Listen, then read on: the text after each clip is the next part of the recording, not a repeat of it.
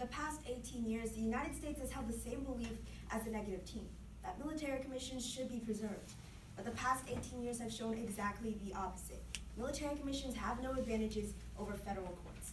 You'll notice the evidence, the affirmative negative team has continued to argue that there are problems with federal courts and imperfections with numbers.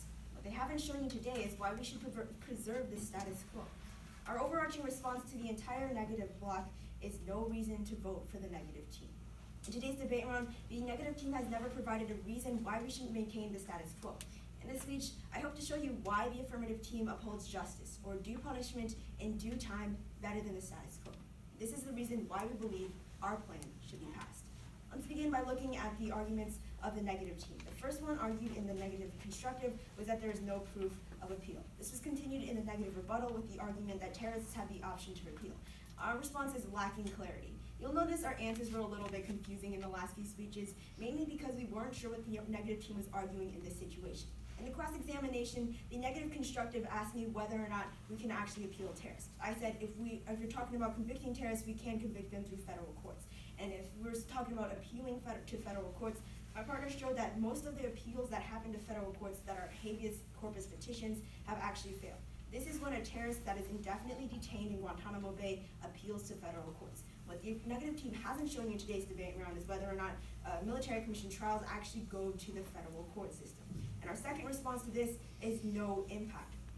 Even if the negative team can provide evidence to substantiate their claims, this doesn't have any impact in today's debate round because we're talking about 7 trials that haven't actually started yet or been resolved, so they can't even be appealed until they're actually finished. The problem in the status quo is not that they cannot appeal, the problem is that the trials haven't even started because military commissions do not provide due punishment in due time. Now, the next arguments of the negative team had to do with numbers. This is brought up in the rebuttals and in the constructive as well. They argued that there is no access to total number. They argued, how could we find the number of total convicted in federal courts if we don't know the number of total tried in federal courts, if we don't know the number of total tried in military commissions? Our response is some quick maths. So we brought up the number in our last speech about how there's 90% conviction rates in federal courts. We have this number from federal courts, but we don't have this number for military commissions. We know 660 have been convicted in federal courts. So 90% of about 730 is 660. So if approximately 730 have been tried totally in federal courts, we simply don't have this number available, though, for the military commissions.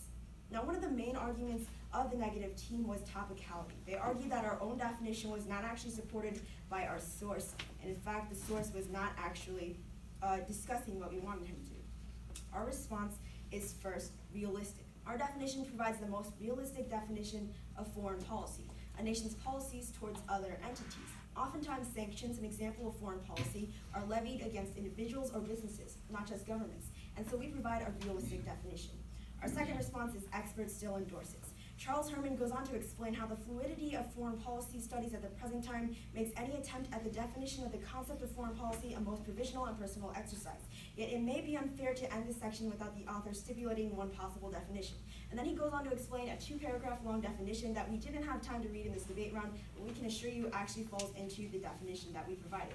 If the negative team or you would like to see it is available upon request.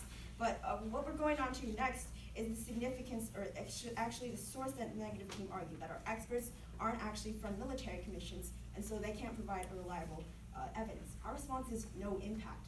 We actually showed that how several of them are former military officers who are now involved in law. All of them agreed, whatever their background, that military commissions as they are, the status quo, is unacceptable. Now, the negative team also argued significance in their speeches. They argued that only 7 trials have occurred, and so thus, in military commissions, and thus our plan isn't a substantial change from the status quo. Our response is 9/11 is substantial. The fact that one of the biggest terrorist attacks in American history hasn't been resolved yet because military commissions have failed is substantial. It shows how military commissions do not provide due punishment in due time. One of the next arguments of the negative team was that Gitmo is too dangerous. Our response is does not apply. This argument was talking about indefinite detainees, people who will not be tried in military commissions or federal courts. Thus, this doesn't apply. Additionally, 360 terrorists have been convicted in federal courts of level 1 charges, including high and important charges like using weapons of mass destruction. Now, one of the other arguments of the negative team is that we have the burden to prove that it's cheaper. And our response is, it's cheaper.